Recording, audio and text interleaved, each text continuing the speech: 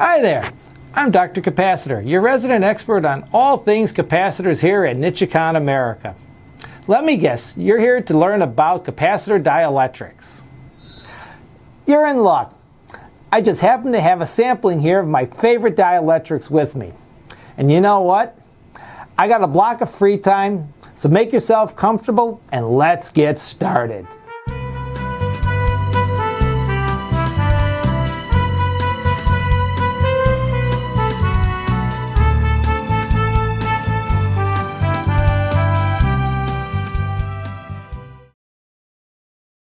As we all know, it's a big bad world out there filled with capacitors.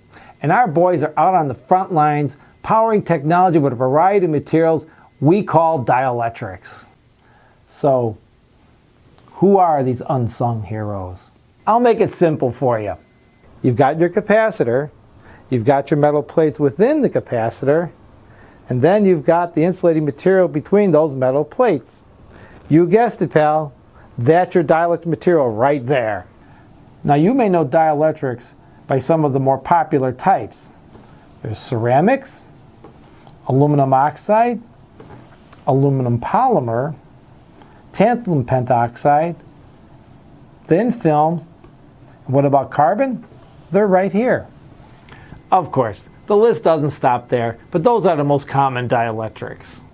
We at nichicon use what we like to call the Fab Four of dielectrics.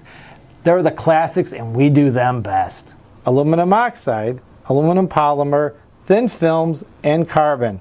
They're like the Beatles of dielectrics. So you may be asking yourself, why does nichicon have to use so many dielectrics in their capacitors? First of all, don't take that tone with me. Second of all, we have several valid reasons as to why we use the four that we do. There's the cost, the size, and each dielectric's behavior with temperature and frequency, just to name a few. Besides, we don't just insert any dielectric material into any capacitor. We have to be more selective than that. Here's an example. Our industry-leading aluminum electrolytic capacitors are made with aluminum oxide. Our aluminum polymer caps are made using, you guessed it, aluminum polymer. Riddle me this. How do polyester and polypropylene film caps get their names? From the thin films we use to make them. Carbon's a heavy hitter. We use it in our EDLCs, aka supercapacitors or ultracapacitors.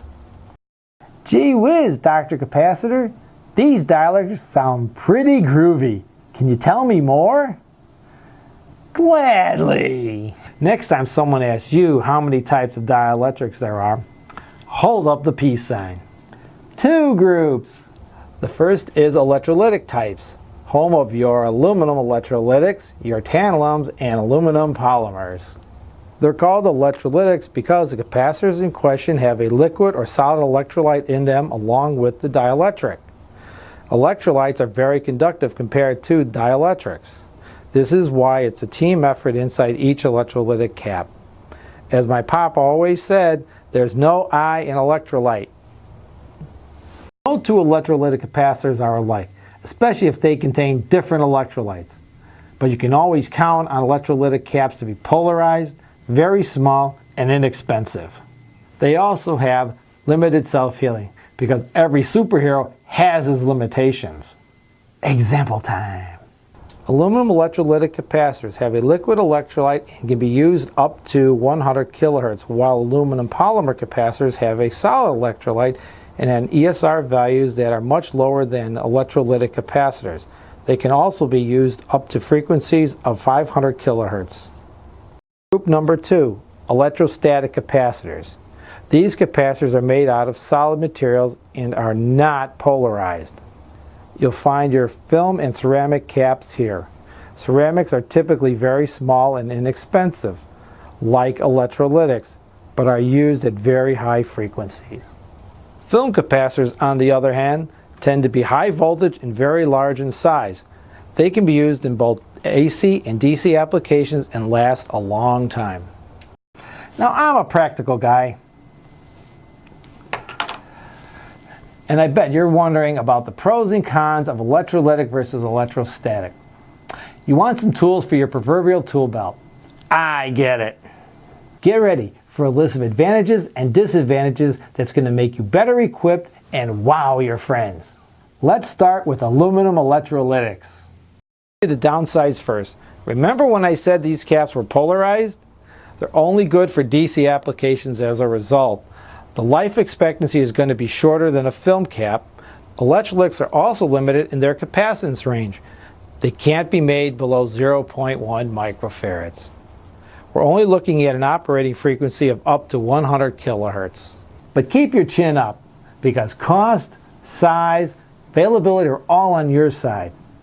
The material costs are very low, parts are the smallest, and multiple suppliers carry them. The voltage can go as low as 2.5 volts. You can project their life expectancy, and they can have large capacitances reaching several farads in a single container. Finally, vendors make the parts in standardized case sizes, which makes your life a lot easier. Again, these guys are just physically bigger than your electrolytic caps, which could present some limitations. The materials in manufacturing are going to cost more. They've got a lower capacitance range, typically a few picofarads to 100 microfarads is standard. Plus, the case sizes aren't standardized. You've got different vendors doing different things size-wise, which isn't ideal. And yet, there's a light at the end of the tunnel. A cap for AC and DC application? Film caps are your guys. A single package can reach several thousand volts and can withstand very large currents without calling it quits. A film capacitor won't recharge on its own, but it will last for several years without failing or drifting. Lastly, as I mentioned before, they're self-healing. At least the metallized ones are. One more thing, then I'll let you go. How do you know which capacitor and dielectric type are right for your application? I'm glad you asked. Once you know the specifics of your application and you remember this little talk we had, you can whittle down to the cap that's best for your application. Let's say the caps are being used in some AC voltage applications. Well, right away you can eliminate all the electrolytic dielectric caps, since they can only be used for DC applications since they are polarized. That leaves film caps. Look at the different types of film caps for your specific needs. You'll get it right. I believe in you. Listen, my door is always open.